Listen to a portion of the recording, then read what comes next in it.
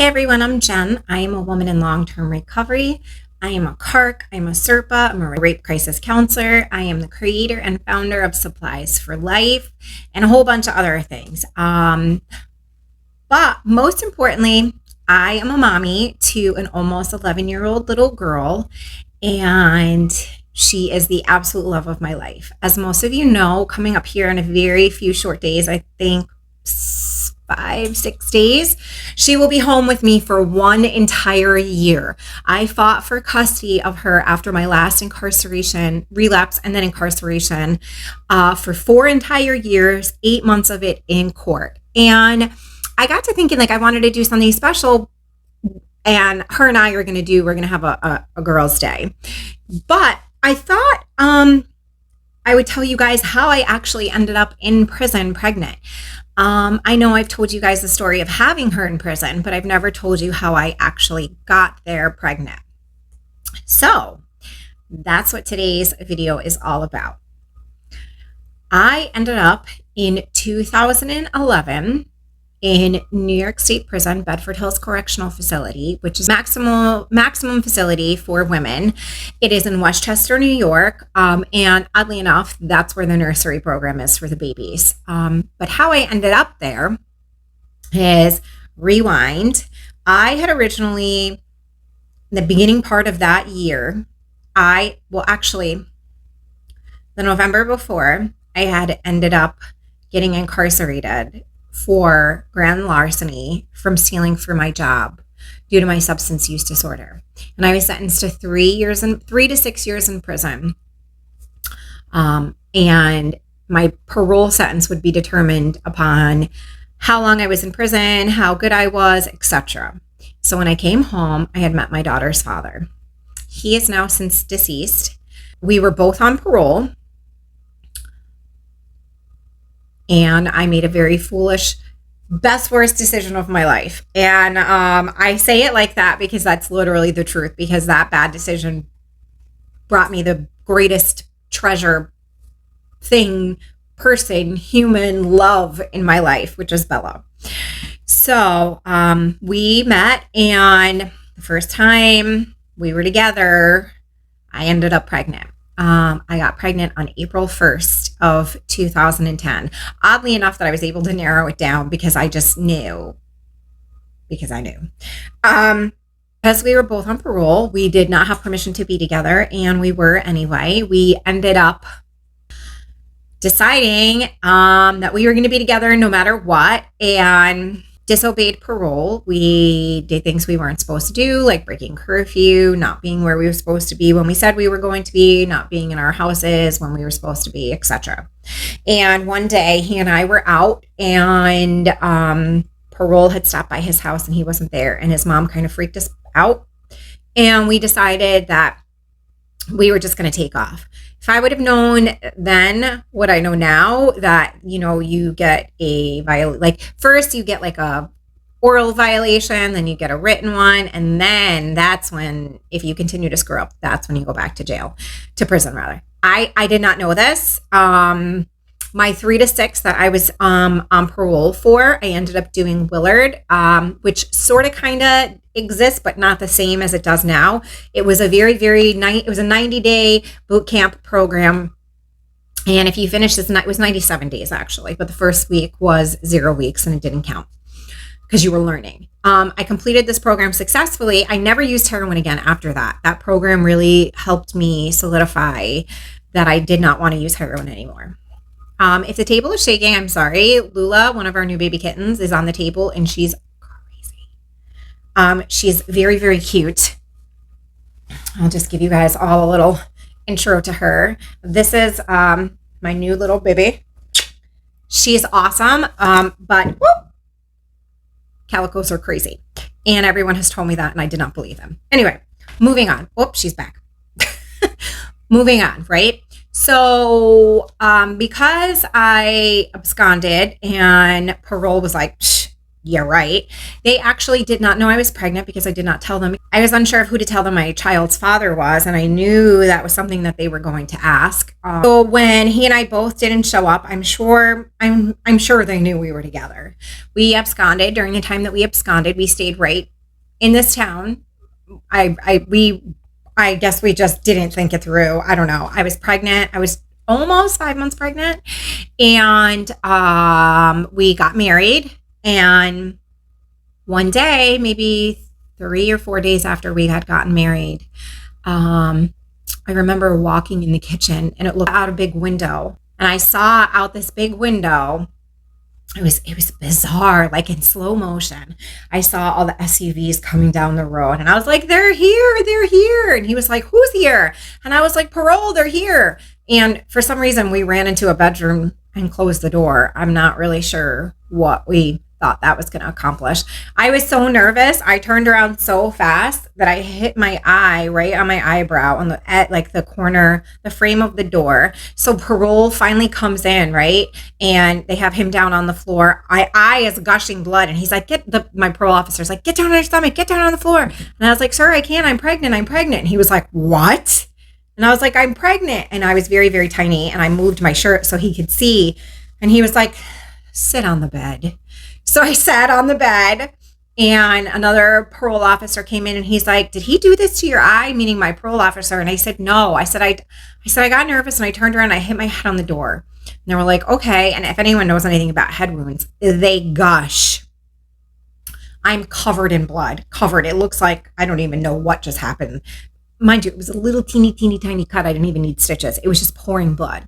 So they sent someone to come in to look at my eye. They gave me some water. They're like, how far along are you? Why didn't you tell someone? Is this why you ran away? Da, da, da, da, da. So now I'm like, now someone's being nice to me. So now all the adrenaline and emotions is just pouring out of me. I'm bawling. Of course, I'm pregnant, right?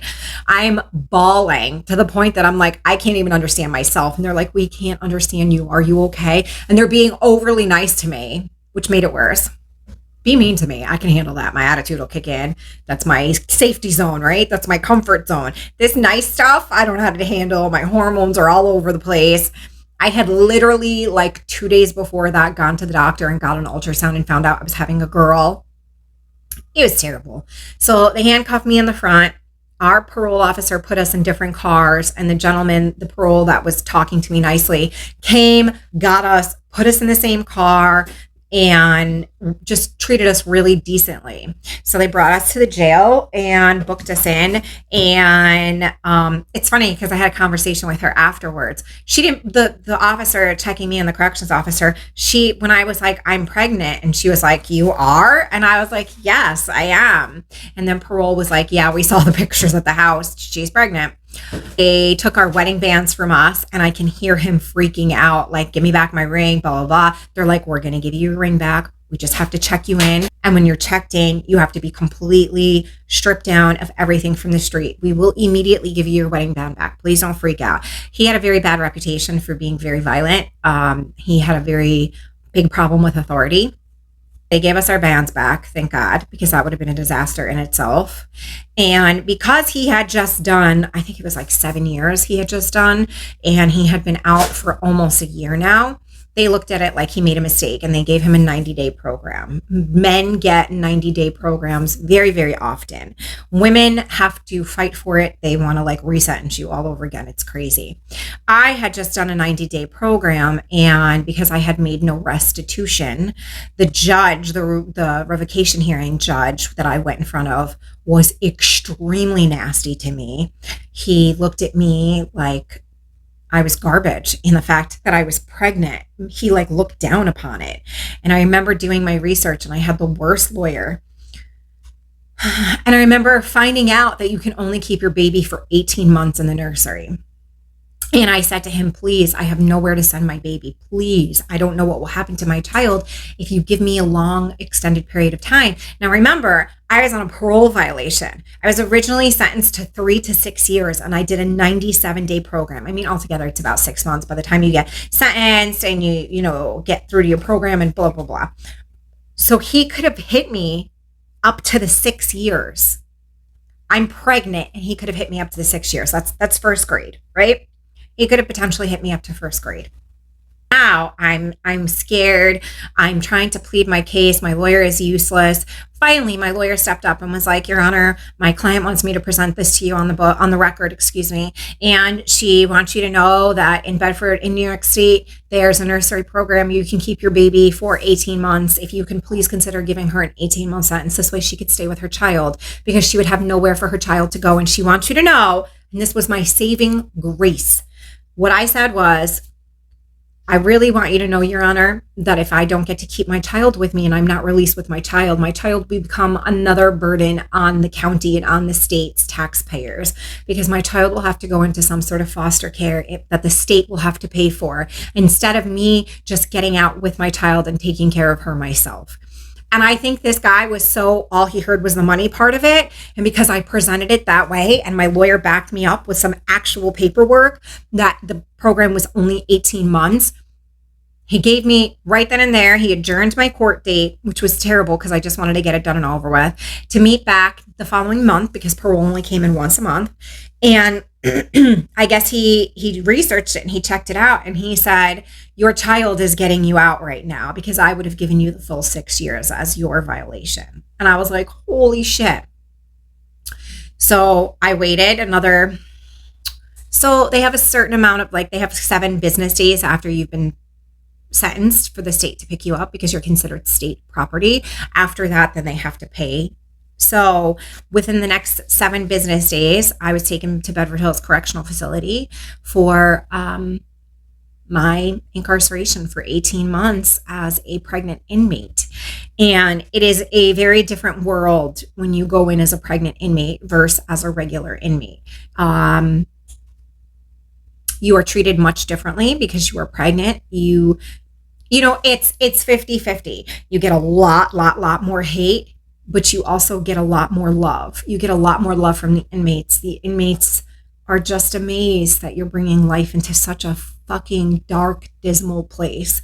And they all want to touch your belly and they all want to know when the baby's going to be born and what's it going to be and what's its name going to be. And, you know, it brings hope into a dark place. And I was blessed to be there during that time. And I know it sounds crazy to say, as much as I would have loved to be home and had, you know, my husband and my child and the regular, you know, baby shower. I've never had a baby shower. I don't know what it's like to, you know, go to a doctor's appointment. I don't know what it's like to be a pregnant woman in the street and try on maternity clothes, or I don't know any of that. But I know I had my baby where I was supposed to, surrounded by who was supposed to be there. And the love that Bella got from these women and still gets. Matter of fact, I'm going to try and see if she'll come on here and do a video with me. There was one of my parenting class teachers, facilitator. She was also an inmate when I was incarcerated. And I thought I saw her in someone's picture the other day on Facebook. And I clicked and I messaged her and it was. And I have not seen or spoken to her in almost 11 years, except for the other day. And she was one of the women. She made me believe in myself that I could be a parent. And she taught me with love and compassion and respect. And now she's home and she's free and she's with her babies. And this, you know, the circle of life, it's such a weird thing. And I met so many women that gave up being with their babies to teach me how to be with mine. And that does not fall short on me.